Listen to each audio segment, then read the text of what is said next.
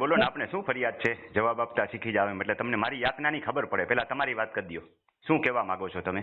બહુ શાંતિથી વાત કરીએ આપણે, તમારું જે સજેશન હોય ને. હા, તમે જે કઈ કડક ભાષાથી વાત કરી, હું ખેડૂત છું, બરોબર? હા, બોલો બોલો. ઘણા બધા ના પાડી હોય એટલે આ મને જે કઈ ગ્રુપમાં આપણા ખેડૂત ભેગા થયા હોય, બરોબર, તો તમારું શું કાર્ય છે એ તો મને ખ્યાલ નથી, બરોબર, અને તમે શું કાર્ય કરો છો એ મને ખ્યાલ નથી, બરોબર. એ બાબતે અજાણ છો. મારે તમારી સાથે બીજો કઈ પરિસ્થિતિ, આપણે જે કઈ ગ્રુપમાં જે કઈ ખેડૂતના માધ્યમથી ભેગા થયા છે, બરોબર, અને હું 7 વર્ષ મારે 8 વર્ષ પ્રાકૃતિક ખેતી કરું છું, બરોબર. ટૂંકી વાત ઝડપથી કરો, પેલા મુદ્દાની વાત ઉપર આવો.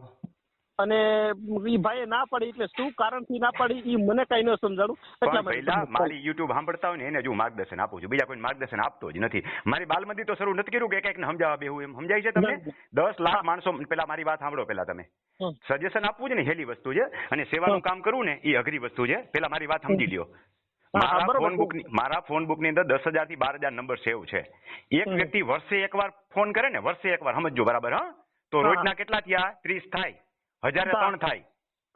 હવે 10 લાખ માણસો સાંભળે છે, રોજના 30,000 માણસો થાય, કેટલા થાય?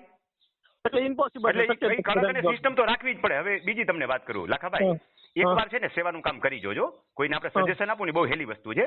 પ્રાકૃતિક ખેતી તો તમે તમારા પેટ માટે કરો છો, હું જે કરું છું ને ગામની સેવા માટે કરું છું. એકવાર છે ને કોકની સેવા, પેલા મારી વાત સાંભળો, મારી માટે જ કરું છું, હું બીજા કોઈ માટે નહીં. મારો સ્વાર્થ છે. હું જે સેવા કરું છું ને નિસ્વાર્થ ભાવે સેવા કરું છું. એમાં મારે નિયમો તો રાખવા જ પડે. આ તો તમે સજેશન ની વાત કરી ને એટલે મેં કીધું લાવ એકવાર વાત કરી લઉં કે સજેશન આપવા હેલી વાત છે. કામ કરવું ને લાખાભાઈ બહુ અઘરી વસ્તુ છે. એકવાર ખાલી સેવાનું કામ કરી જોજો ને. હું આ 3 વર્ષથી કરું છું. તમે ખાલી 30 દિવસ મારા ભેગા રહ્યો. હા, હું રોજ કેટલું થાય તમારું? 500 રૂપિયા રોજ થાય ને, હું આપીશ. હા, કેવી યાતના થાય ને તમને ખબર પડે. નિયમો તો બનાવવા જ પડે પેલા. નિયમ વગર કઈ ન હાલે. ટ્રાફિકના નિયમો હોય, દેશમાં રહેવાના નિયમો હોય, યાત્રા કરવાના નિયમો હોય, એમ પ્રશ્ન પૂછવાના પણ નિયમો હોય. અને નિયમો માટે ચોખ્ખી વાત છે કે મારી યુટ્યુબ ચેનલ સાંભળી લેવી પછી જ મારી પાસે આવવું. એ સિવાય કોઈને પ્રશ્ન પૂછવાનો થતો જ નથી. સમજાય છે? તમે શાના માટે કામ કરો મને નથી ખ્યાલ. કઈ કહેવાની જરૂર નથી. તો મારે ક્યાં કેવી સેવા કહેવાની જરૂર છે? જેને તમને નંબર આપ્યો હોય ને એને પૂછો.